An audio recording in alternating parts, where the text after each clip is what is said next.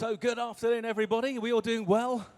I know I get a little bit excitable at these events. Now, listen, down here is the prize, part of the prize that our contestants are going to be vying. Actually, that's not a good idea.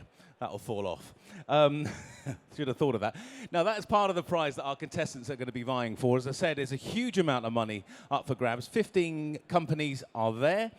The first few are ready to go. Now, just to recap on what's going to happen. 5 minutes, they get a chance to pitch to our judges. Do you not want to sit in your lovely chairs? Come on, guys. We've gone to great expense to clean these for you. So our judges at the front here. And of course, this is all about a wonderful collaboration between Draper-Aladdin and, of course, the communications and the technology systems around this. Now, Aladdin's technology is a business matchmaking and meetings platform built to digitally transform international trade. And they've been doing that for many, many years all around the world. So our judges are in position. Our first speaker is ready to go. So our first competitors are underway. If I can hold you there for just a couple of you're very eager. Look at that, our first competitor over there. Not yet. Right. Please, let us give a big World Trade Center welcome. I just saw her. Where's she gone? Aisha Ali, who is the sales director of Aladdin B2B. Aisha, come and join us on the stage. Hello, everyone. It's a pleasure to be with you all here. Today, we are creating new stories for new people and new opportunities for new ideas, bringing to the stage 15 aspiring startups and up to $500,000 on the table. The challenges posed over the last 2 years have uncovered new possibilities for those who are willing to persevere. The innovators, the creators, the visionaries. Just as Steve Jobs so eloquently stated, innovation is the ability to see change as an opportunity, not a threat. Our vision at Aladdin is to be the technology partner for business-to-business trade globally. Having once been a startup itself, Aladdin realizes the work required to raise funds and find the right fit investors. Our personal experience with these challenges, paired with our pursuit for innovation, is what drives us to carry such initiatives as the Draper-Aladdin Start-up Competition, in which winning startups receive an internationally leading fund to support the most exciting journey of their lives. Esteemed colleagues, guests, investors, startups, and the future of the travel industry, it is with great honor we welcome you to ATM Draper-Aladdin Start-up Competition. I would now like to welcome back our CEO, Mr. Ala Ismail, founder of Aladdin B2B and the co-founder of Draper-Aladdin Start-up Competition, to share a few words. Thank you. Raise your hand if you love to travel. We are living in the best time in the history of the world for technology entrepreneurs and technology investors. Technology is not a complementary anymore. Technology is an absolute necessity.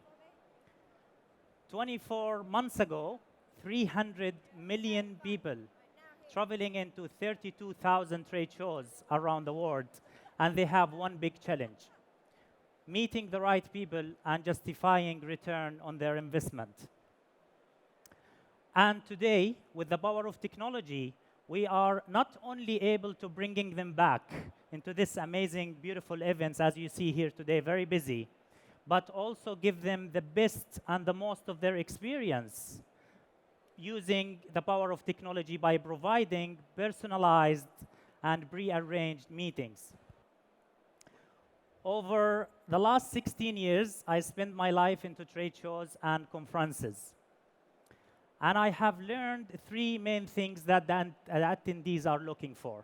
Number 1, finding the right business match. Number 2, meet the decision makers. And number 3, make sure to convert these opportunities into transactions. 2 years ago, we were a small agency, and we were able to do a handful, hundreds of meetings. But it was not enough. We had to provide thousands of meetings to satisfy the demands of thousands of attendees. And that's where Aladdin B2B was created. We created Aladdin B2B, and we were aspired to organize qualified, precise, right-fit meetings for the businesses. And we were able to manage and provide thousands of meetings over 2 to 3 days of a trade show. And currently, we are launching Aladdin 3, not only to help you find your best match and do your meetings on the platform, but also follow through cutting-edge technology to convert these into real businesses. At Aladdin, our vision stays crystal clear. Business-to-business meetings for everyone, everywhere, leading to transactions. That's why Aladdin is not an event management app. We are a trade app for trade events.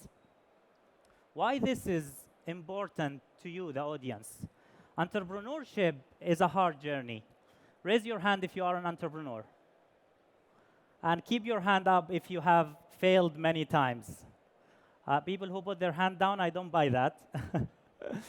It's really a hard journey, and it's even harder to sustain success. Really hard to sustain success.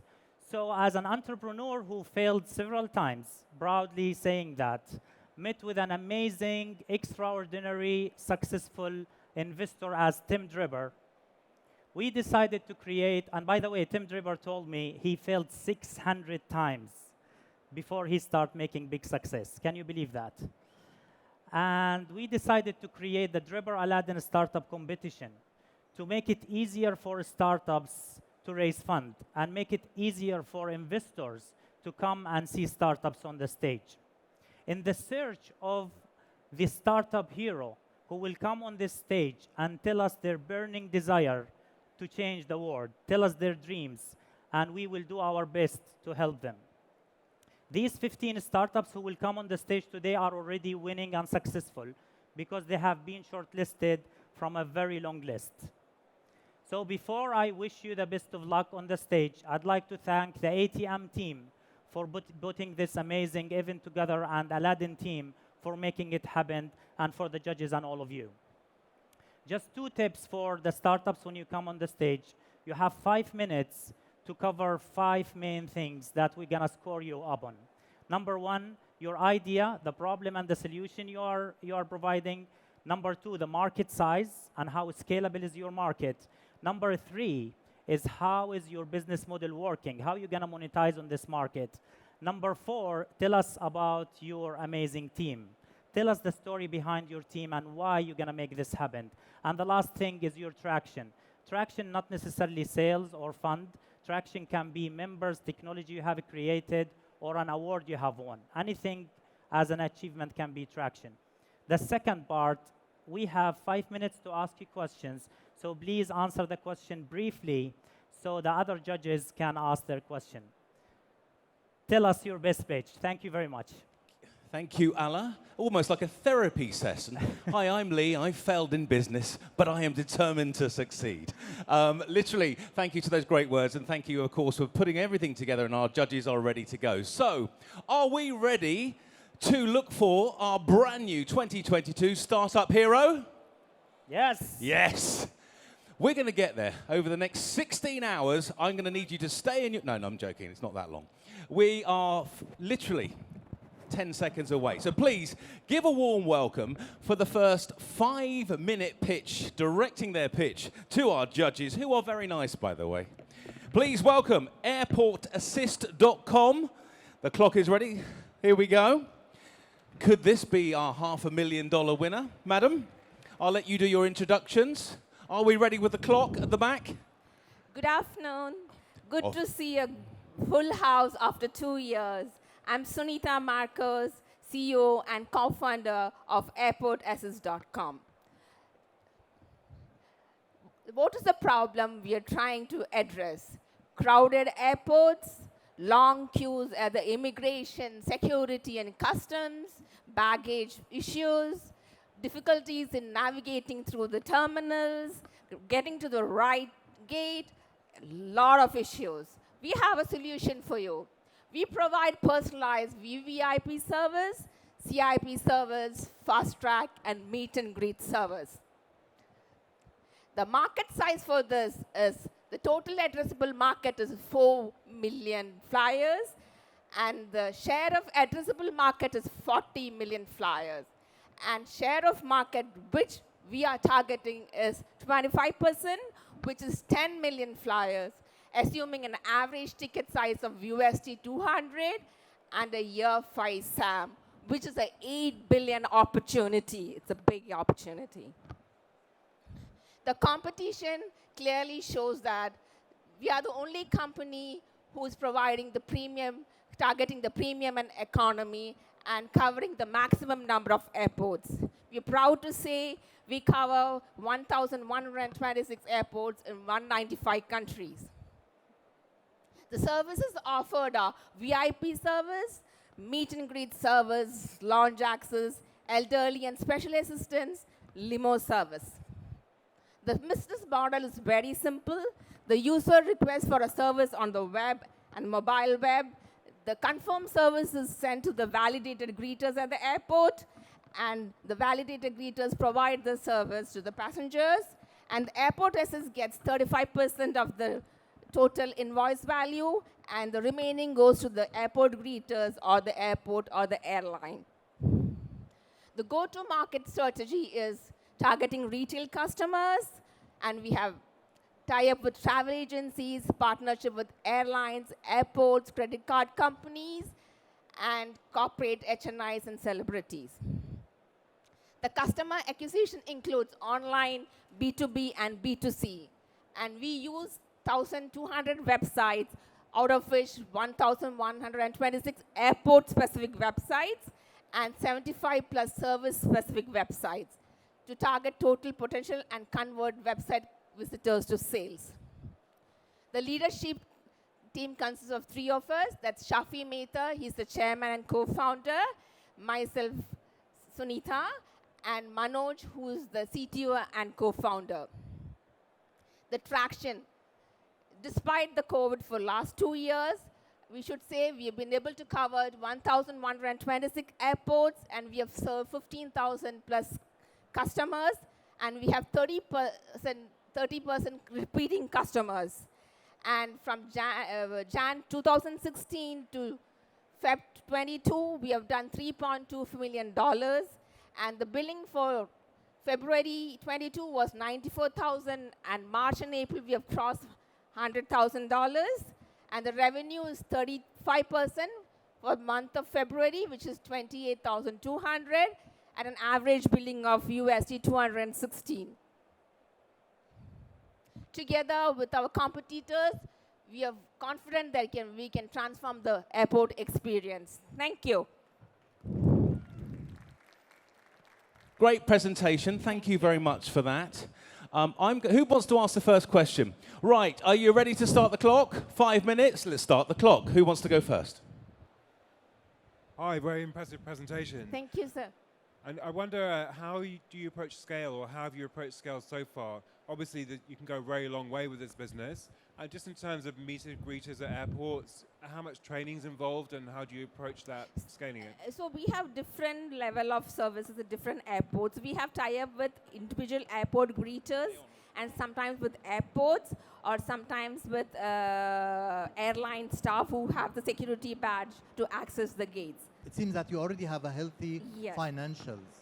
So are you using this platform as a marketing tool? Because I don't think you need basically the financial assistance. No, we want to scale up our business, and we want to have more services in different airports. We want to cover more airports. We want to expand to almost 2,000 airports for the next 2 to 3 years. So you are looking for the financial assistance to help you in that? Yes. Okay, because I saw that you, a couple of years back, you had like almost 10 million dirhams in terms of total revenue, so... Yes, but we need to scale up. We need to scale up our marketing also, because we need to make sure that we have 25% of the SOM by next 5 years. So we need money for that. Okay, thank you. My question is about your business model. So I understand that you charge per service per traveler, right? Per service base, yes. Have you considered a kind of subscription model for frequent travelers, and do you have any annual recurring revenue on that? No, not now, but we're definitely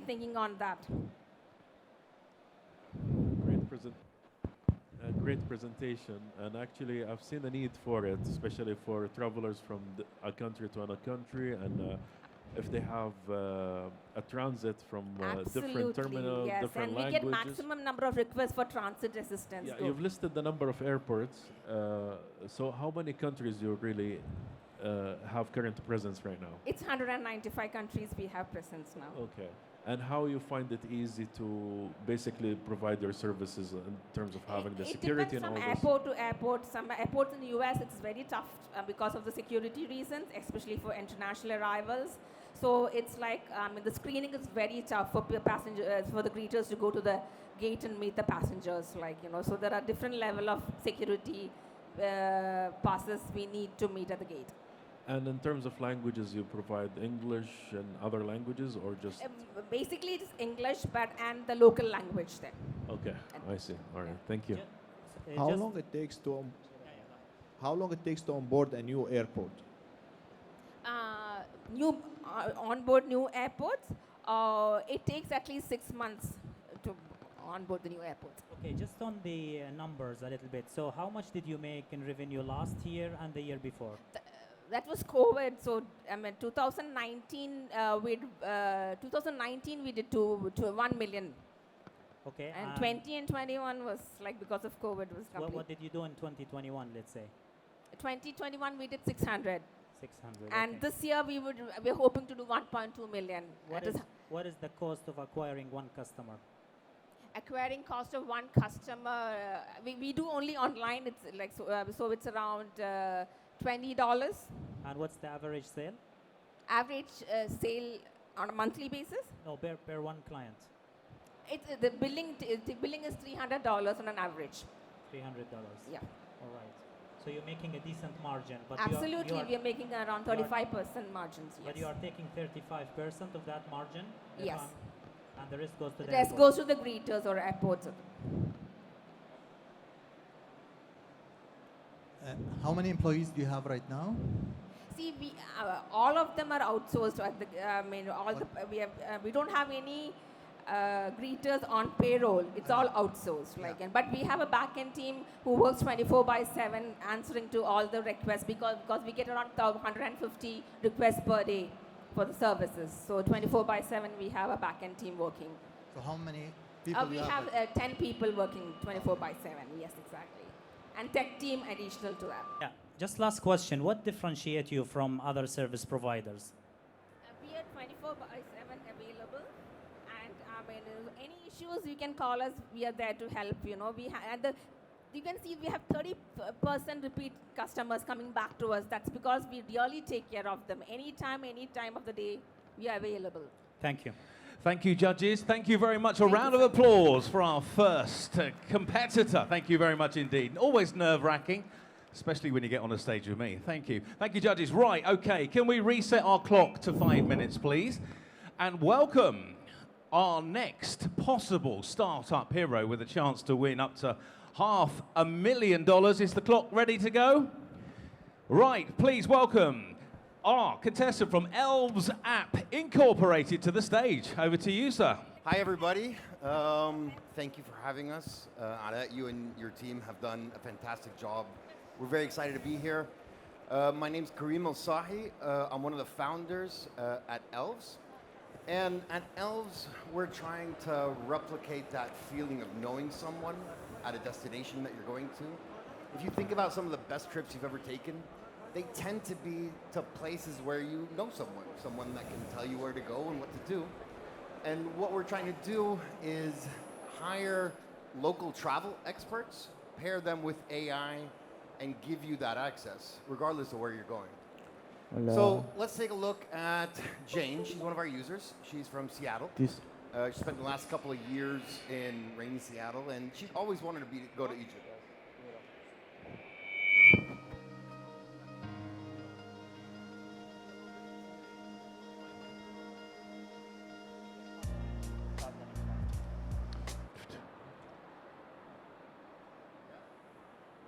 Grab your mic. There we go. All right. So, especially for like a single, solo, female traveler, Egypt, or one of those kind of destinations can be a little bit intimidating. And like, I mean, this is a Google search of the best restaurants in Cairo. I'm from there, and I would never send any of you guys there to any of these restaurants. This is the booking.com. Sorry, I saw you were from Booking. This is the booking.com result for hotels in Cairo, right? So the Triumph Luxury Hotel scores higher than the Ritz on the Nile. They don't tell you that the Triumph Luxury Hotel is owned and operated by the Egyptian military. It's out in the middle of nowhere. Doesn't serve booze. And you don't have to be a local travel expert to tell Jane, no, you should probably stay at the Nile Ritz, right? And that's basically what we've done. We've given Jane a very clean, clear chat where she can chat with these local tour, I don't know, guides, people that are passionate about tourism in general and about their hometowns way in advance of her trip. And built around that chat are all of the sort of OTA functions that she would need to book and buy, the excursions, flights, all of that. So from the moment she decided to travel to Cairo, she started pinging her elves.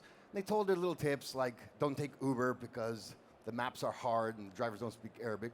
They even helped her pack her bag, right? And as they're doing that, they're building with her itinerary so she can get the best out of the whole thing. Everything she's booking and buying in elves is going into her itinerary. She's getting the best out of her trip.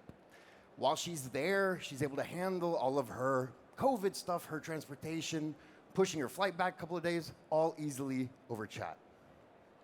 And because of elves, she can finally check Egypt off of her bucket list. She had an awesome time. She saw everything. She even bought great souvenirs on her way back instead of the cheap Chinese papyrus stuff that they sell at the airport. And how are we doing this, right? So we're pairing people that are passionate about travel, right? So we go after travel influencers, travel bloggers, travel Instagrammers, and we pair them with this tool that we built. Now, what's actually happening is it's not, so our agents, we call them our elves, obviously, right? They're here to help. So it's not actually a two-way conversation between me, the elf, and you, the user. It's actually a three-way where that bot in the middle helps the elves based on previous similar requests. So everything that we've ever done, the millions of lines that we've written, all serve the elf in what they can say next. And what the elf is doing, if it works for them, if they think it's a good idea, just one click, it goes in to chat, so they're able to handle a lot of people at the same time. But it's also it's a basis of machine learning, right? So it's also reinforcing that the machine got it right. And once a sentence goes out often enough, what's to stop it from going out automatically and only have the elf get involved later? When it all comes together, it's great. And if you think about all of the things that need to kind of come together to replace elves for you, it's kind of a no-brainer on why the stickiness is so high. So the users that are using us every day on their trip. We make money through the more than 150 deals that we've signed with our partners, including Booking, where we get a percentage of the revenue that we create. This is the most exciting part. We just signed a deal with Dear Touristic. They're a large German outbound tour operator. And they serve 15 markets going to, I got a couple extra, all right, going to 40 destinations. And the idea behind them promoting elves is that they get a percentage of all of the revenue that we're generating throughout their trip. So all of the marketing is really on them. From the moment they buy a flight, and our trial that we've just started with Dear Touristic is from Czech to Egypt. So we're now handling 2% of the tourism, the inbound tourism to Egypt, which is really exciting. All right. Thank you for the presentation. Just take the time to tell us a little bit more about the team. I know you didn't have enough. Yes, please. And if you're interested in market, we can come back to that too. So my co-founder is my wife. This is our fourth company that we founded together. The first one we built into almost 1,000-person outsourced thing from Egypt for US tech startups. And the idea started from there on how to move these sort of call center operations away from a one-to-one to a one-to-many using machine learning. But we did get very comfortable building large, cost-effective teams. The rest of the team is great. Our CTO, his last startup, he built to $100 million. in GMV. And yeah. Is the team full-time, all of them? Absolutely. Okay. No, we're not allowed to look at like stocks.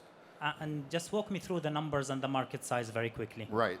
By the end of next year, we'll be in these 25 destinations, right? So the common thread here is exciting bucket list kind of destinations that might be a little bit intimidating, that really help if you know someone there. Now, in 19, those countries together did more than 500 million visitors and generated more than $350 billion from that travel. Awesome. Sorry, and I wonder, could you talk quickly about the key demographic? Is there a key demographic, and how do you handle that? Obviously, you've got lots of experience working around the world, but how do you handle targeting the key demographic in each region?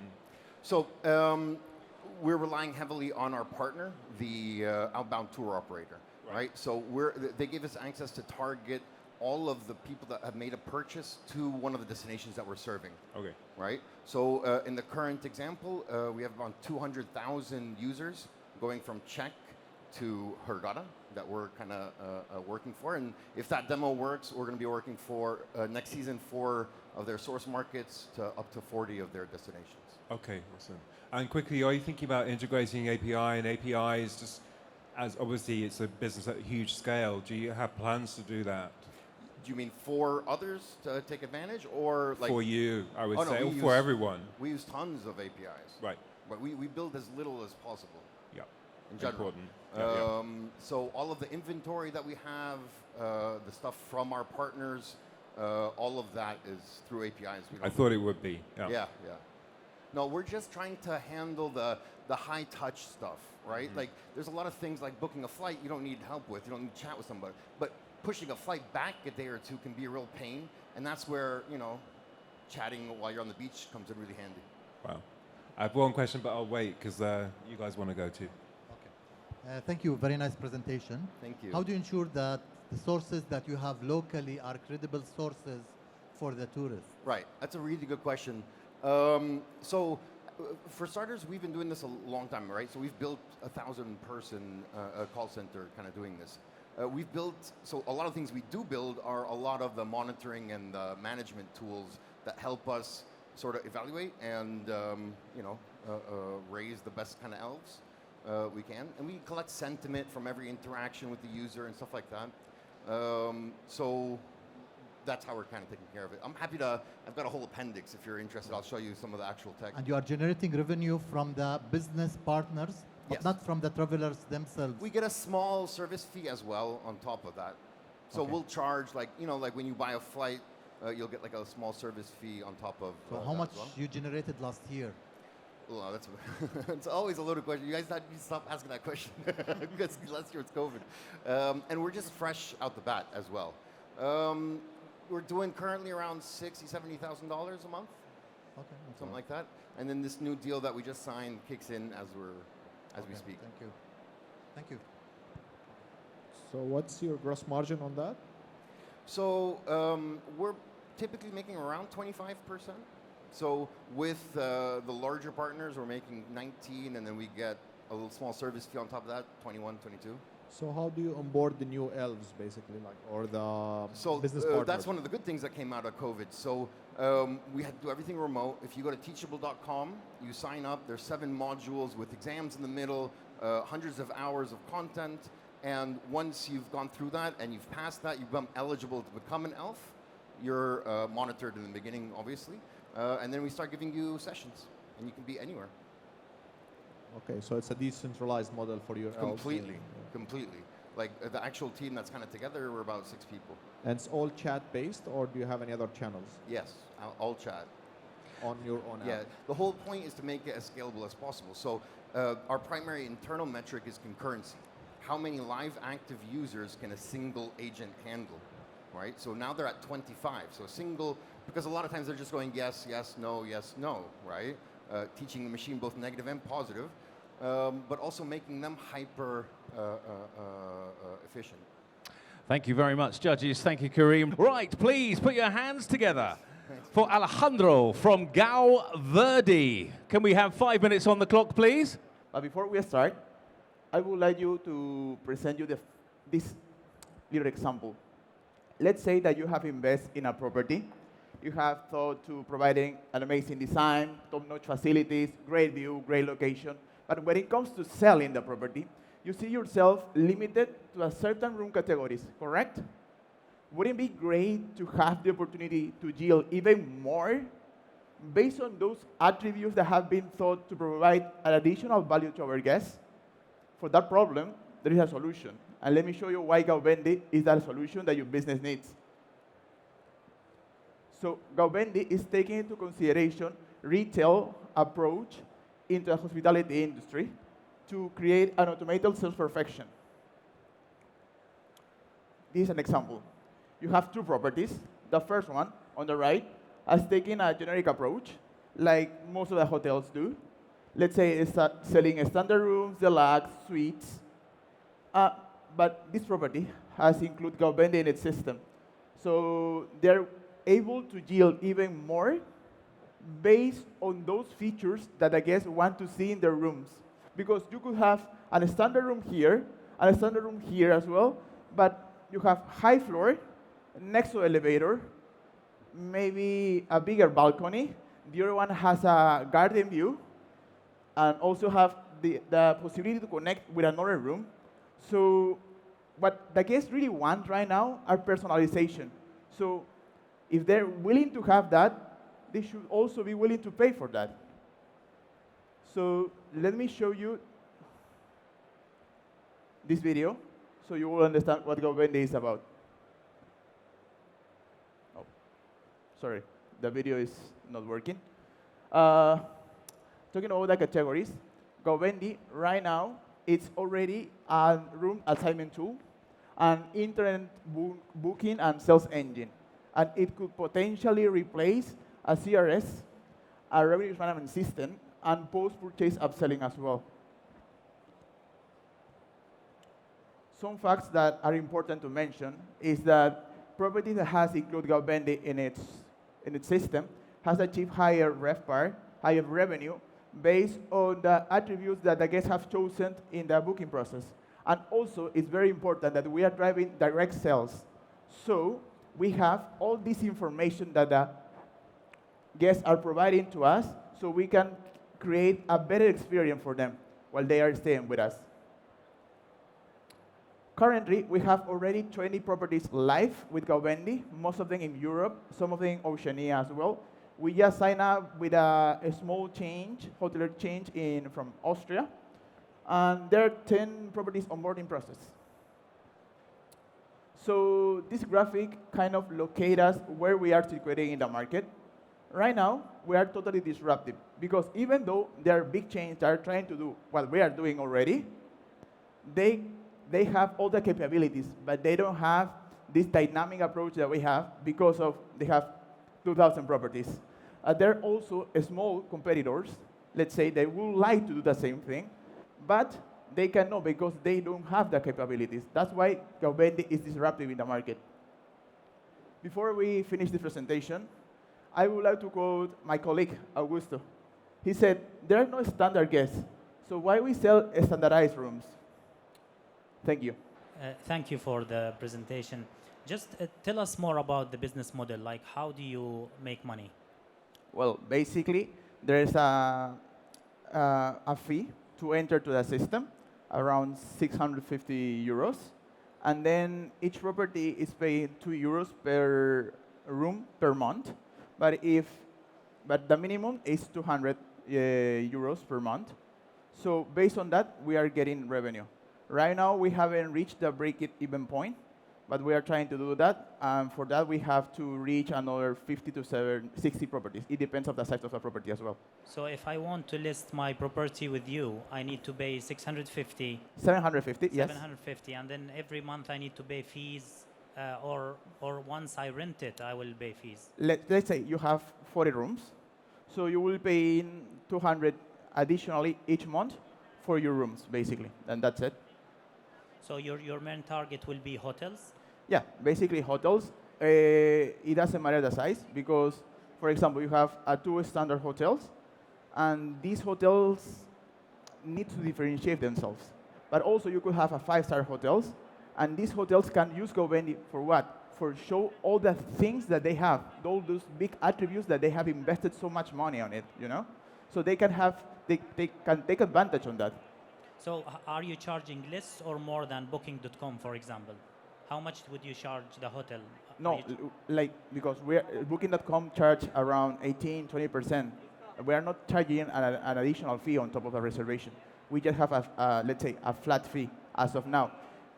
Eventually, if we implement the older features that we are planning to do, we could have a performance fee as well. But as of now, we don't have that. Thank you. Thanks for the presentation. I wonder, could you talk through how it works from kind of CX perspective as well? And also, have you been able to increase occupancy rates yet? Have you been able to see that, how you perform against the competition? It might be too early.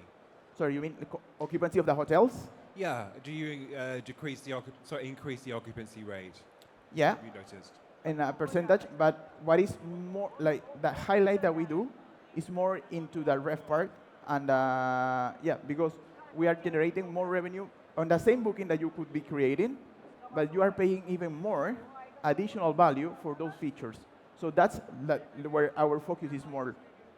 Right, so they pay less than Booking.com. Sorry, it's a new model. I'm confused. No, for example, let's say you go through Booking.com and you will see a standard room, and you will book a standard room, okay? Right. But if you go through the hotel, you will select your own preferences. Yeah. Let's say you go with kids, so you don't want one room. You want one room, yes, but you want it to be connected with another room. So you will be paying for the two rooms, but with a feature that those rooms will be connected. Or for example, that those rooms will have a bathtub. Or what if, sorry to cut you off, what if Booking.com decide to add more features and to show me 360-degree video and, you know, add all the features you will add? How are you going to compete with that? Booking.com can, the thing is, they're so big that they wouldn't be able to handle as in detail as we are doing right now, because we have to get in contact with a hotel, basically do a whole inventory of the property, and all the possible combinations, we have to create them. So you have to visit every single hotel? No, we don't visit them. We are in contact with them. We basically get all the information that we require to build a platform. And do you get it manually, or it's API integration with their system?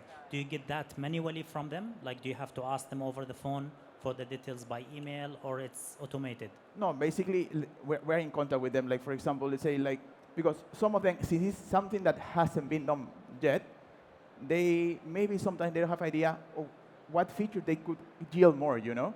So we have to brief them, we have to guide them, and how to create this platform, how to be more profitable for them as well. For example, they could have approached to us with an idea of just, let's say, connecting rooms, creating additional revenue. But they came to know that they could maybe also be selling the views, the floors, the bathtubs, the proximity to the elevator or the corner. Maybe for boutique hotels, this would be a useful thing, but most hotels have standard sized rooms, etc. So it may complicate the customer experience and may frustrate the customer themselves. So in terms of revenue, how much revenue created last year? Oh, as of now, we are not able to cover all our costs, but we are creating 5,000 euros per month from all the properties that we have.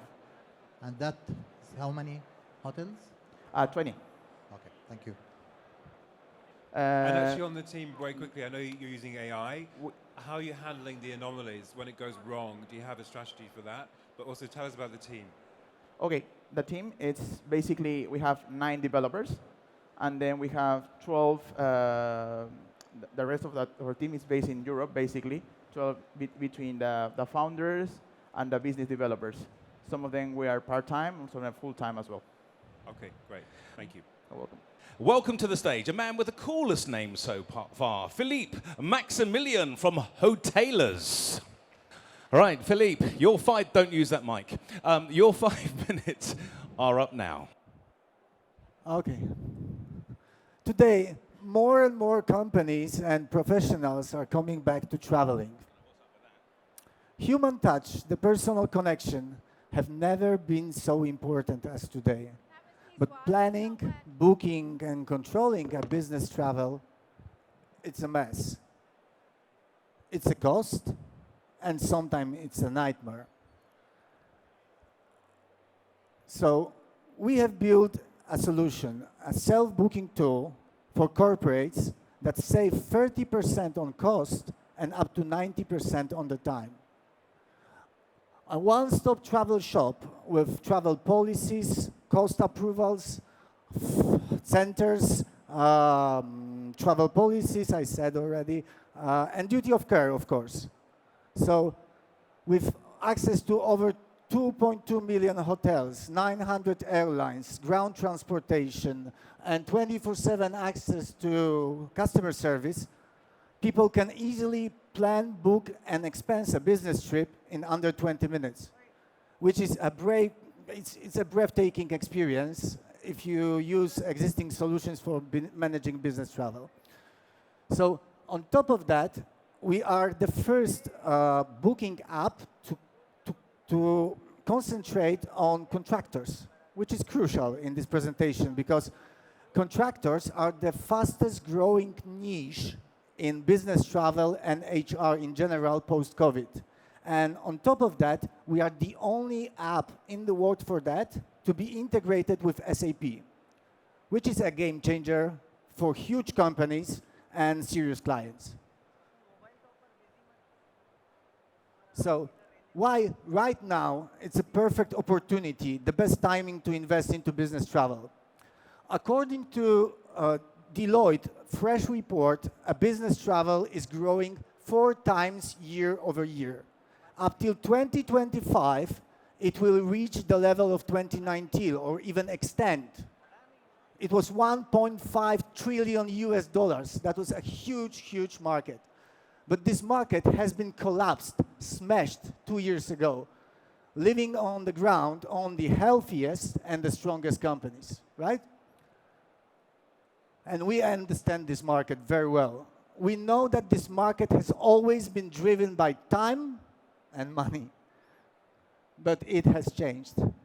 With the new ways of hiring people, you have contractors, gigs, freelancers, people with no access to operations, HR, with no credit cards, with no insurance. We exactly know our niche. We understand that very well. And for these people, we found the product market fit. We have traction, serious clients like H&M, Vodafone, Google. And actually, with Google, we built this technology for since 2018 together.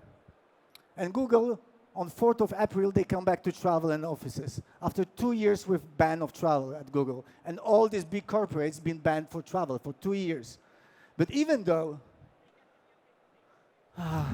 I'm proud of the numbers I will tell you now.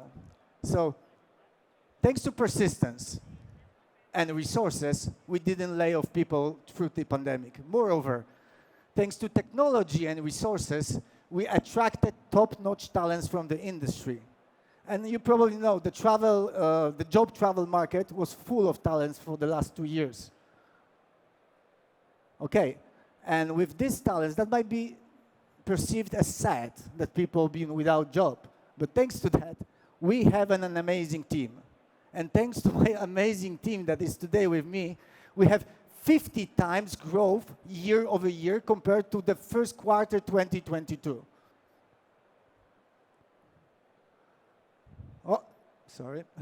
Now, let's the money talk.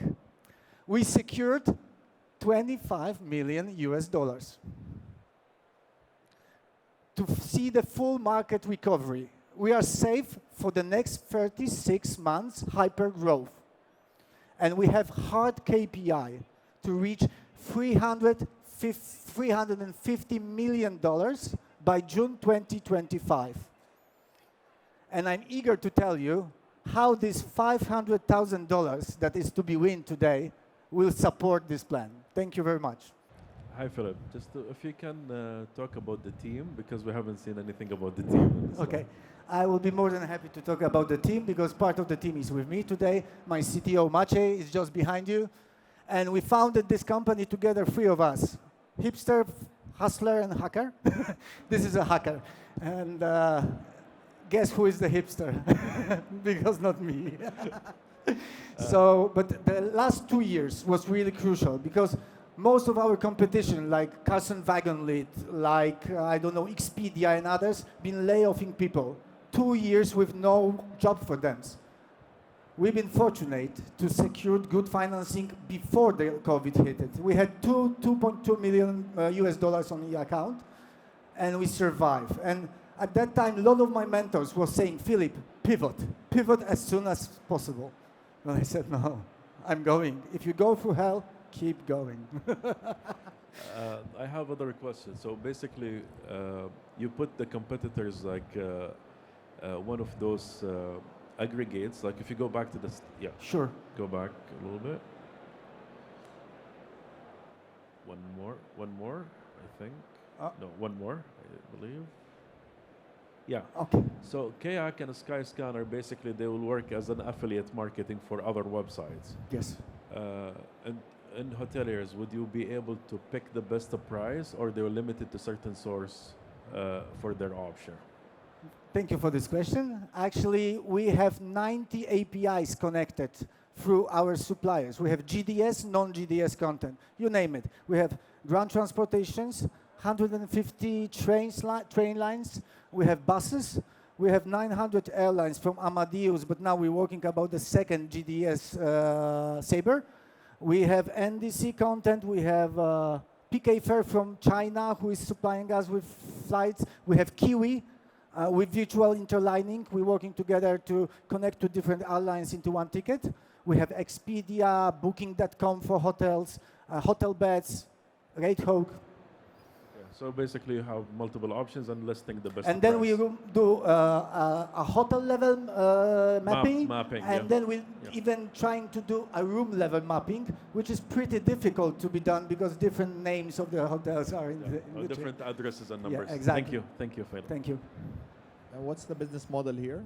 Like, how do you make money? Okay, we have like three sources of money at the moment, but we're working on the new channels like insurance, pay now, fly now, pay later, and so on. But that's on the side. Today, we make money on the three factors. First, it's integrations. Like, it's not scalable business, right? But after that, we have a fee on every and each transaction. It's about 10%. And then we have a subscription model to sign off with your all employees and paying for the system to be ready. And this is $5 per traveler per month. And this being charged to the business or to the traveler? To the business.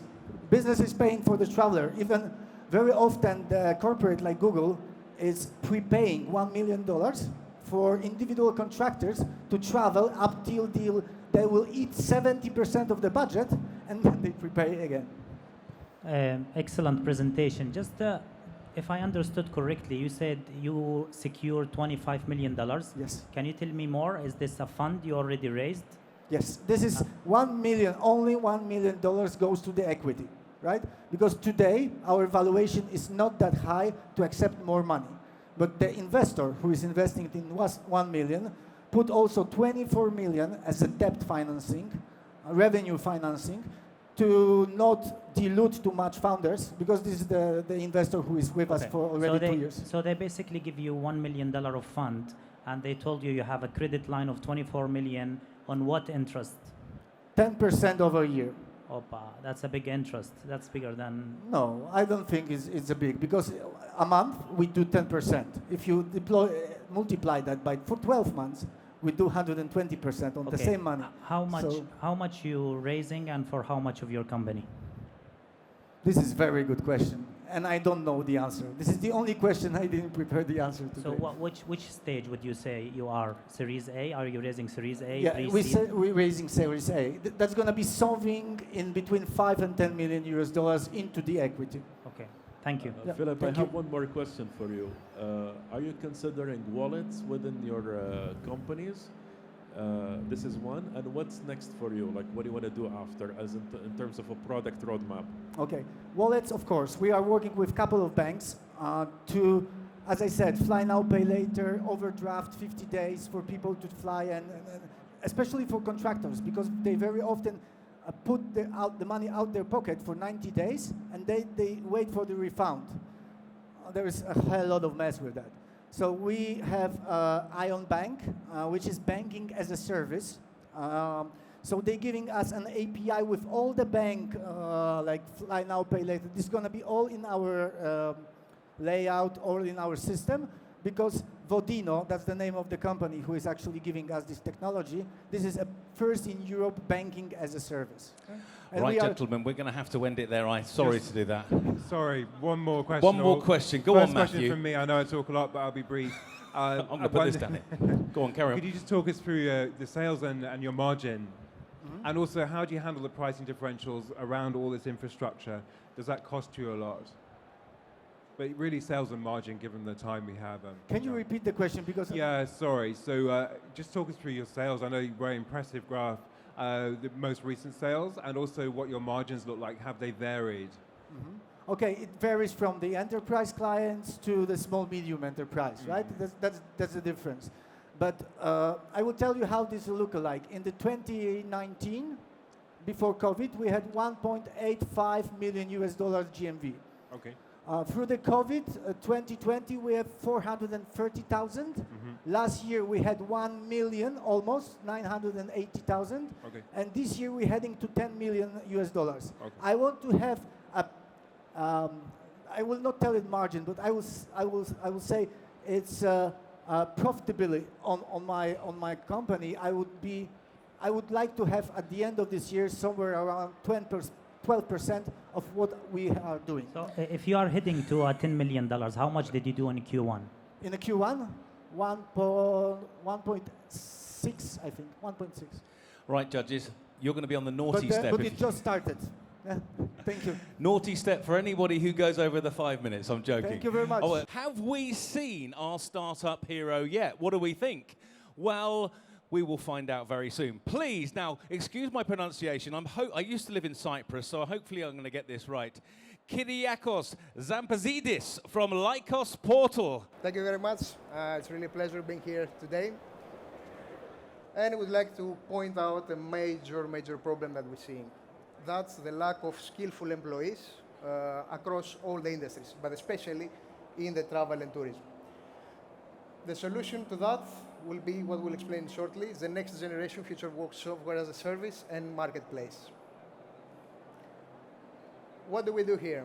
We have created 170 machine learning algorithms where we can predict the power skills which is necessary for every single role.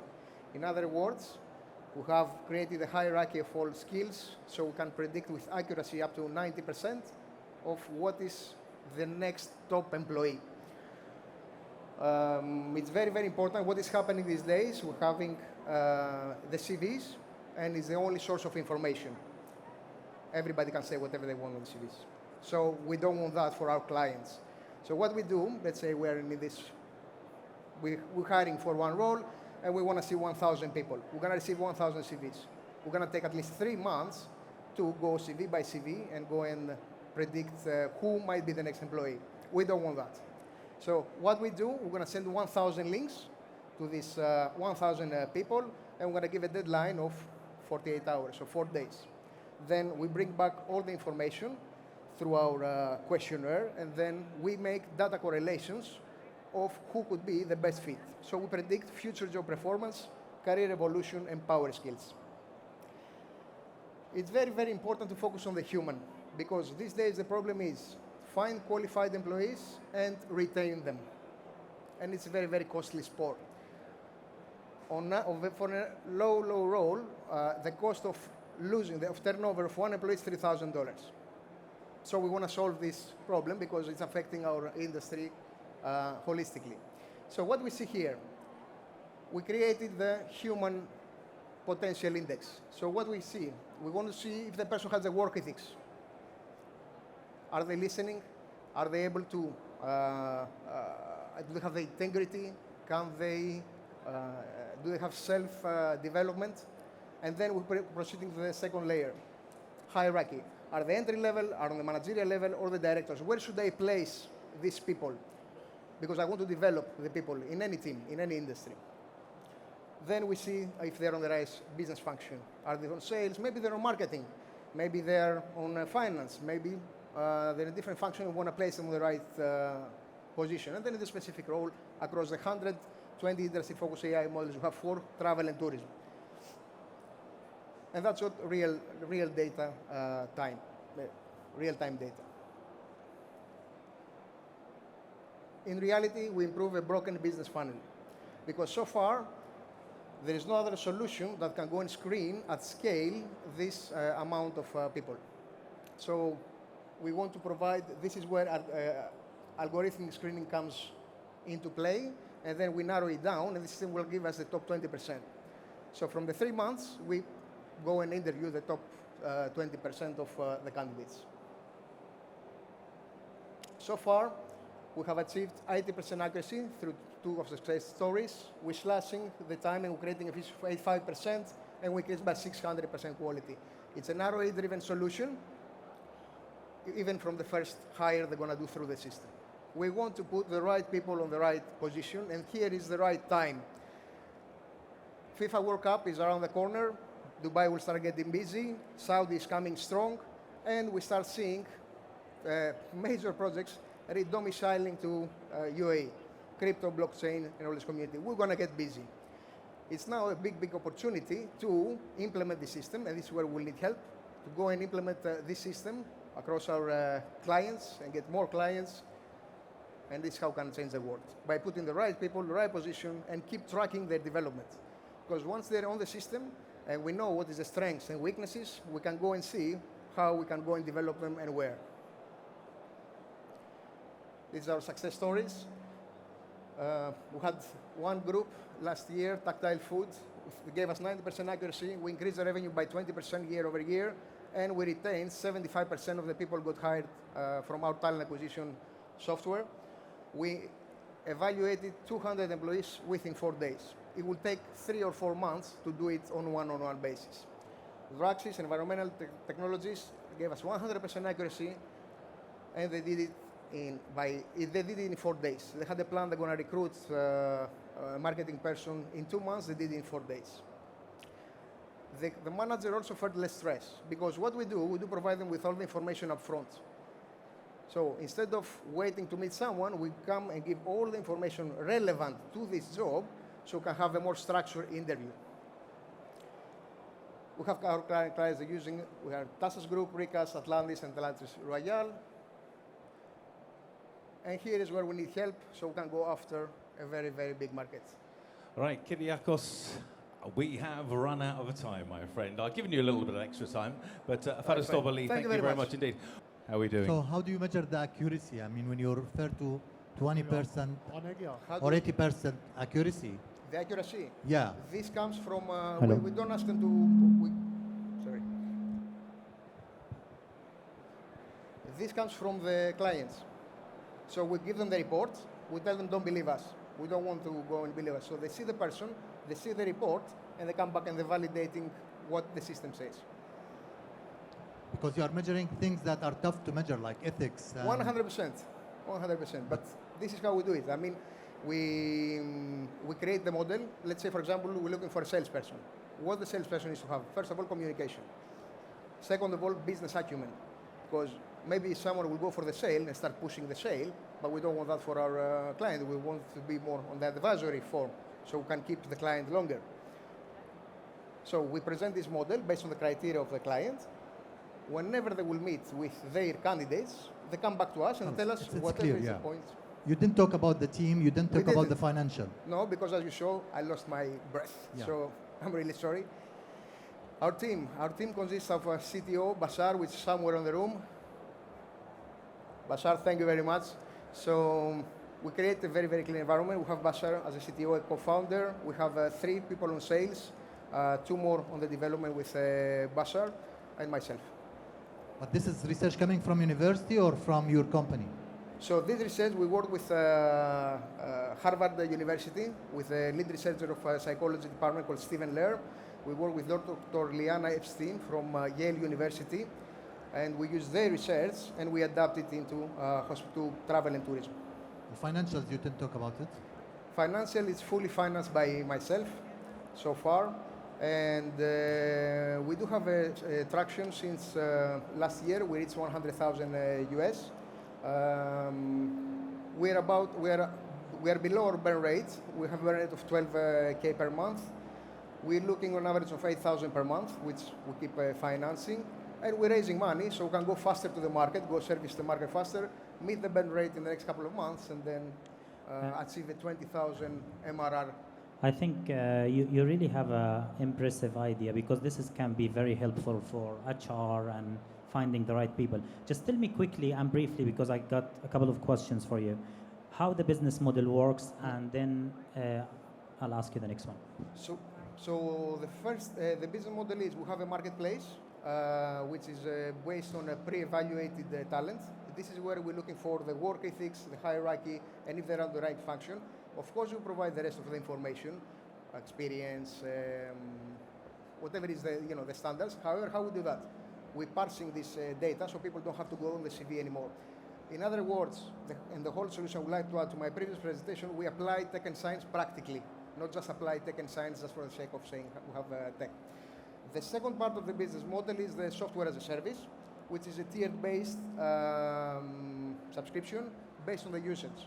What we want our clients to go and screen 1,000 people, 1 million people, because we can do that.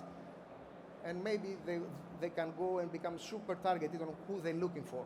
Maybe they're looking the 1 out of 1,000, the 1 out of... So okay, how do you do that? Like if I'm a company, I'm looking to hire 100 people. Do I send the survey for 1,000 people to fill, and then your algorithm will tell me about them, or how it works actually? You don't need to do anything. The system will send it for you. So once you have uploaded whatever is your criteria, and your opening is visible, then people start coming to the site, and the system takes over everything. What we do, I don't know if it's very, very clear. We have a very... Just tell me, it's going to be hard. So it's just, we're summarizing all the results in one environment. What is the name? What is the date of application with 3 scores? CV fit, hard skill scores, power skills scores. Okay. So they can put filters. What is the main market? I saw hospitality on the screen. Is it hospitality? Do they pay really well in hospitality for recruiting? Tell us more. Question. So that's a very good question. Travel and tourism, they start understanding the concept. They start, we start seeing more traction with them. However, after we start seeing also other industries. Mainly we're looking at Web3 companies, crypto and blockchain, because this is where we're seeing will come fast.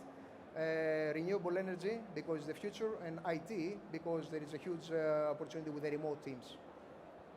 That's the focus. Cool. I was going to ask how you move between different industries and cultures, and kind of what models are you using, and a couple more questions, but I'll hold on. So how do you move, which models are you using, how deep is your data set, and how do you move between, and how have you trained so far, that's what I'm thinking. How much data do you have to go on?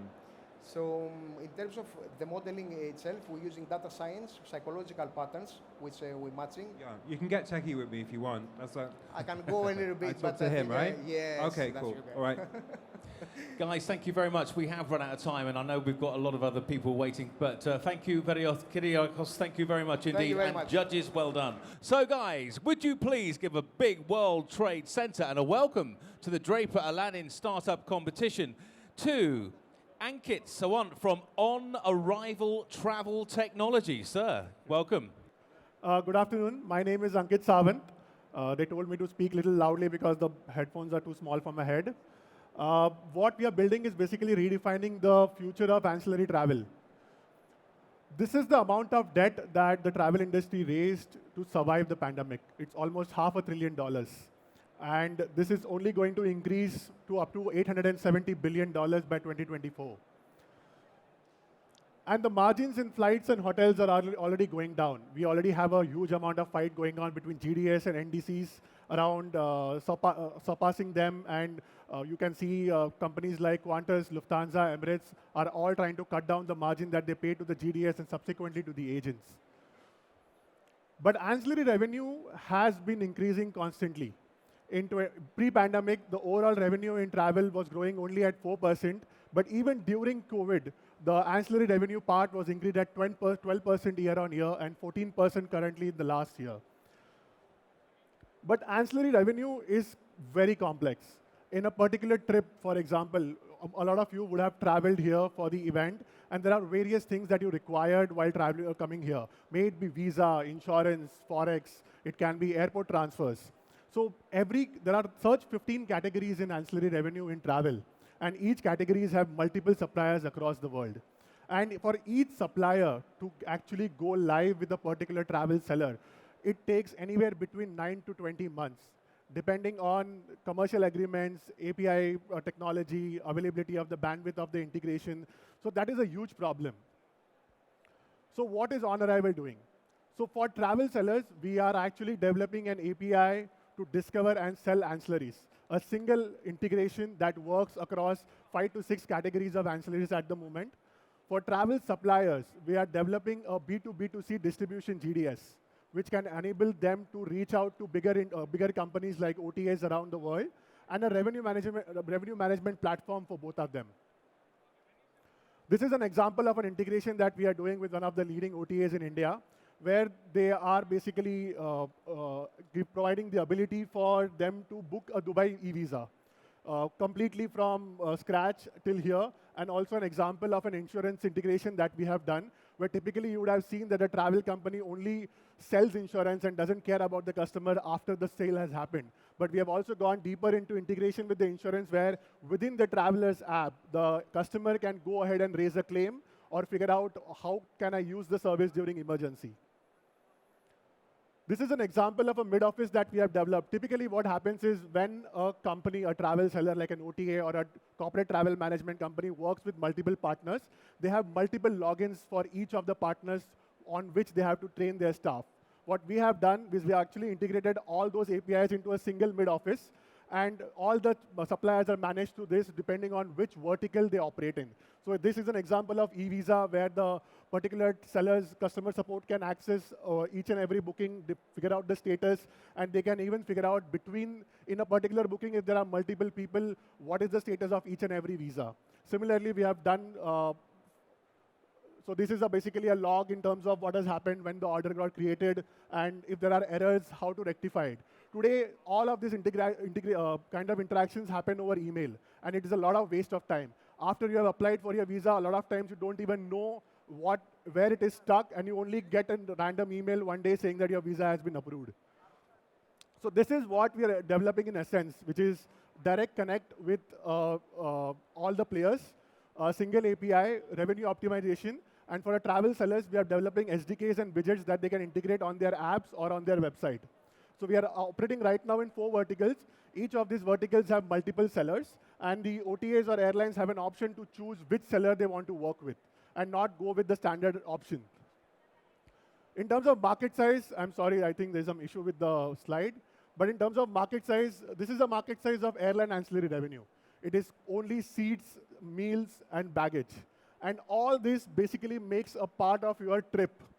The industry has been focusing too much on the airline ancillary revenue part and completely ignoring the non-air revenue, which is completely handled offline. We are trying to basically create a bridge between this revenue opportunity and this revenue opportunity through APIs, and convert the manual effort into an actual online effort. We are right now pre-revenue. We already have an agreement with one of the biggest OTAs in India. We have 3 MOUs right now, and the first integration will go live next quarter. Our business model is very simple. It's $2 per transaction, irrespective of the size of the transaction. The transaction fee is split between customer and supplier equally, so that we are kind of impartial to everyone. This is a little bit of competitive landscape. I would not say there are direct competitors, but they are trying to do similar efforts in terms of ancillaries, and some of them are actually working with us as our suppliers. This is the founding team. I am Ankit. I have spent 9 years in travel. I was part of the ClearTrip group, handling the tools and activities business division in Middle East for before pandemic. And my last role was part of a global sales head for a SaaS company who sells customer support automation. My business partner is Pawan, who's not here. He's been in 10 years in tech. He was one of the So in US, in healthcare, you have this FHIR integrations that you have to do for healthcare records. There are only 3 companies in the world who have done it. One is Amazon, one is Google, and the third company was his previous company where he worked on Babylon Health. So he's the he is basically the CTO of the company. Ankit, I'm afraid done. Good timing. I like that. Almost like we've done that and rehearsed it. How are you? You well? I'm good. Yeah. Right, judges, we're going to give you 5 minutes. Are we going to carry on? Confirmed? Is everybody going to carry on? So thank you. Very in-depth presentation. And I wonder, how many basis points do you increase ancillary revenue by? So have you got that metric? Right now we don't have it because we're still pre-revenue. We're not gone live with an integration. Based on our prediction, we can see. So I'll give you a simple example in insurance. Today in insurance, a user sees only one option, and the attach rate is anywhere between 10 to 15%. In our preliminary experiments, what we have seen is if the users are shown at least 3 options, the 10 to 15% attach rate can jump up to 18 to 22. But it is very preliminary. It is almost a 50% jump. So you're looking at kind of super app status? Yes. And so is that how it works? How's it when you approach it? Because I know in Buy Now, Pay Later, you can go from 100 to 500 bits if you get it right. Yeah. Are you looking at that kind of increase or smaller? We are not sure, to be very honest. We don't know at this point of time. What we are positioning the APIs are to the travel sellers is very simple. You can build your travel super app on top of our platform. So be it multiple aspects of trip, you can bring it together, stitch it nicely. Because one of the data points that we got was after a flight or hotel has been booked by our OTA or any big travel company, the customer never comes back on the app. Because in their head, the transaction is done. And the OTA or the airline is not going to help them for any other aspect of travel. We are trying to target that. Today, ancillary revenue is only sold in a 30 to 45 second window. Okay. We are trying to increase that window from that 30 second when you are making the flight booking to beyond that till the departure of the passenger. Got it. So that's our focus right now. So we are hoping it will work out. Thank you. And last question, are you using Aadhaar?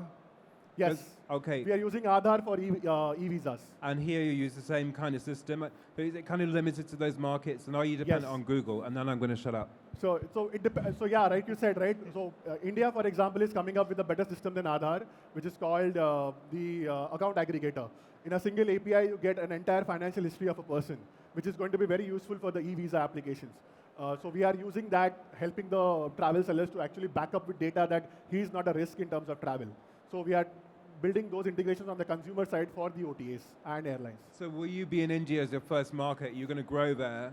So we are trying to launch simultaneously in India and Middle East, in Dubai, because I have experience in this market, so I'm exploring both of those. Yeah, got it. Thank you.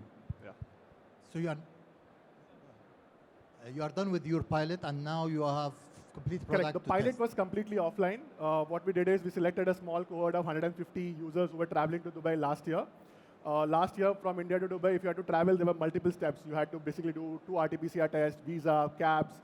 We made it a single-click option on the OTA through an email. 75% of the users picked it up. And we, in the backend, manually actually did the bookings, managed it off. The revenue that they generated on these 75 users was 3x of the flight revenue. So that's why the first customer was very convinced to actually try it at a bigger scale. Okay, and the $2 per transaction means per visa, per visa, insurance? per vertical. Okay, thank you. So I have a couple of questions, right? I see you doing a great integration with several services. What is the one service that people will use your solution? Visa. Visa. Yeah. And you charging per visa? Per transaction. Per transaction can $1. have up to 9 visas. And who pay the money? The users, the end users, or you integrate with the third parties? Who will pay the money? Who will pay the money? Me as a user, I'll go on your platform. You will pay the money on an OTA platform, and OTA will have a direct relationship with one of the suppliers. Okay. So we provide analytics in real time, which of the suppliers are reliable at this moment, who can basically process the visa the fastest, are charging less, and all those stuff. Okay. But you pay to the OTA, for example, I'll take ClearTrip example, you will pay to them, they will settle an account with the supplier, whatever. We will manage the entire order life cycle through our API. Are you pre-revenue or you have a pre-revenue? Pre-revenue. Yeah. Okay. Thank you. For you're doing B2C? B2B. B2B. Yeah. And are you doing anything on the B2C space? No. The original idea was B2C, but we quickly realized that at scale, customer acquisition cost is going to be a huge problem. And any B2C company in travel who is not the big ones ends up being dependent on a partner like an Expedia, ClearTrip for their next level of growth. So we decided to skip that B2C space completely and only focus on B2B. And you mentioned that businesses can build their super app on top of your API. Yeah. So why don't you charge them per API calls? So right now, on the transaction side, where there's a transaction involved, we want to basically charge on a flat fee. On the per API call, we are also thinking of integrating pure data services, which is information like which baggage belt your baggage is going to come, is your flight delayed, which are kind of experience enhancing integrations on the trip. So there we will take an basically per API call model, but wherever a transaction is involved, we want to be as cheap as possible because we don't want to give the customers an option to bypass us and stick with us. That's right. Thank you, judges, for the moment. Congratulations. Thank you Thank very you. much. Round of applause.